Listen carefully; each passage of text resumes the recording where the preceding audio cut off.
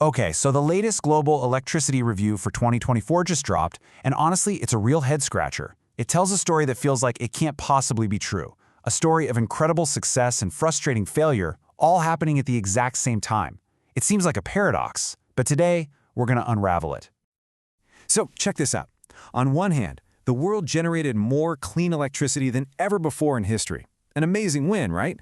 But on the other hand, emissions from making all that electricity also hit a brand new all-time high. Now, the crazy part is, both of these headlines are 100% true. So that's the big mystery we're digging into here. How in the world did we manage to set a new record for clean energy and a new record for pollution in the very same year? The answer tells us, well, pretty much everything about where we really are in the global energy transition. To solve this puzzle, we've got to start with the good news. And trust me, it's not just good, it's historic. The growth we're seeing in clean electricity isn't just a slow trickle. It's accelerating at a pace that's kind of hard to believe. For the first time ever, clean power, that's all your renewables plus nuclear, broke the 40% barrier for global electricity. You'd have to go all the way back to the 1940s to see a number that high. And back then, the entire global grid was about 50 times smaller than it is today. So yeah, this is a huge deal. Now, while every clean source chipped in, there is one technology that has become the undisputed champion of this transition. Its growth isn't just steady, it's exponential, and it is totally rewriting the rulebook for the global power system. And yep, you guessed it, that engine is solar power. The sheer scale and speed of solar's growth in 2024 was just staggering. It's not just another power source anymore. It has become a true force of nature. Get this, in 2024 alone, solar added 474 terawatt-hours of new electricity. That is more new generation than any other source on the planet, clean or fossil. In fact, that single-year increase is enough electricity to power the entire country of India. Just incredible. And to give you a sense of the speed we're talking about, think about this. It took 8 years for solar to climb from 100 to 1,000 terawatt-hours, but it took only 3 more years to double that to over 2,000. That, my friends, is what exponential growth looks like, and it's happening at a massive global scale. Let's just run through the highlights, because they're amazing. For the 3rd year in a row, solar was the biggest source of new electricity. For the 20th year in a row, it was the fastest growing. And after taking decades to build the first terawatt of solar panels, the world built the 2nd terawatt in just 2 years. I mean, that's just unprecedented. Which, of course, brings us right back to our paradox. With all this incredible record-smashing growth in clean energy, how on earth did fossil fuel emissions still manage to hit a new peak? Well, the answer wasn't a failure of supply, it was an explosion in demand. And that explosion had a really specific cause. It wasn't just the usual suspects like economic growth or new stuff like EVs and data centers. No, the real story of 2024's emissions is a story about the weather.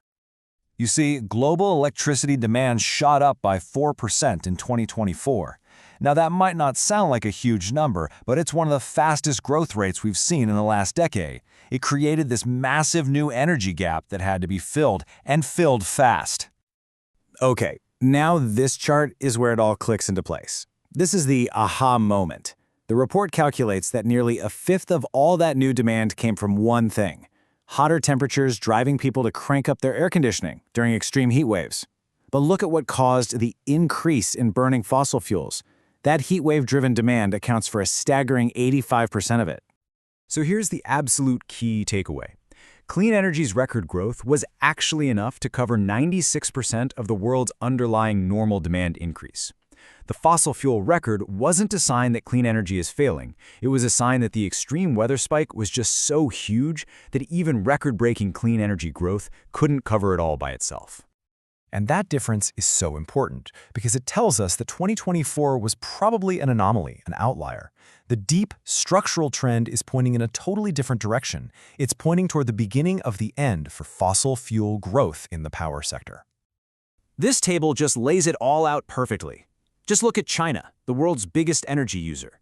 In the past, 70% of its new electricity demand was met by burning more fossil fuels. But in 2024, that number has completely flipped on its head. A massive 81% of their new demand was met by clean power.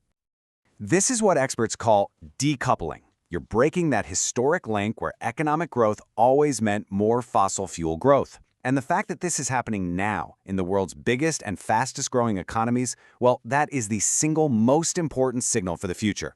Their growth is now being powered by clean energy. We're getting really close to what the report calls a tipping point. This is that moment where the growth of clean energy becomes so massive and so consistent that it can handle all the new demand, even in high-growth years. And that's what forces fossil fuels into a permanent, structural decline. Sure, weather might still cause some blips from year to year, but the overall trend will finally be down, down, down. And that really brings us to this powerful conclusion from the report's author. The fundamental game has changed. Even with demand going up from things like EVs and AI, the sheer momentum of solar and wind means the era of ever-increasing fossil fuel generation is coming to a close. So, in the end, the paradox of 2024 teaches us something really profound. The whole debate is shifting under our feet. The challenge for the next decade isn't going to be about if we can build enough clean energy. It's going to be about upgrading our grids, rolling out storage, and managing our systems to handle the unstoppable force that is this new clean energy reality.